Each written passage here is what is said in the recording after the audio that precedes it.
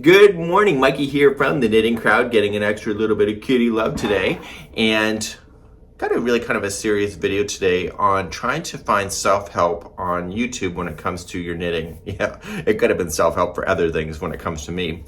So I find with myself, because I'm so new to knitting, is that I will see an abbreviation in a pattern and then I will go on YouTube, bang it into the search, find a host, somebody like me or somebody else, and then you go and do this step and then your stitches are off.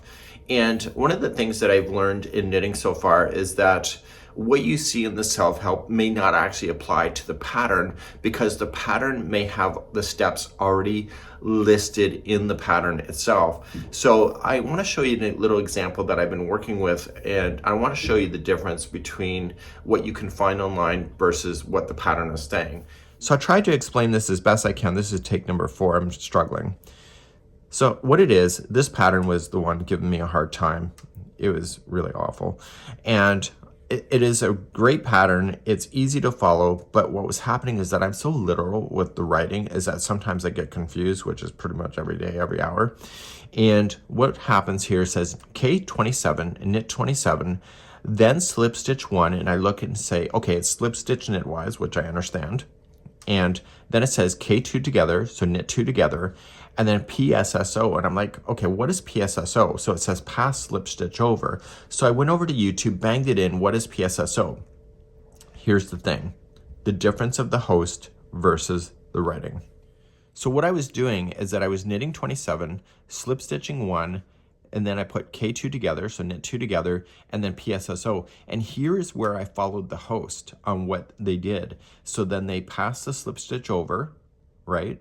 And then knit the next one, and then they pass the slip stitch over top of that knit one. But here, the way that Yarnspirations is explaining it in the abbreviations, it doesn't give what that host did. It just says pass the slip stitch over.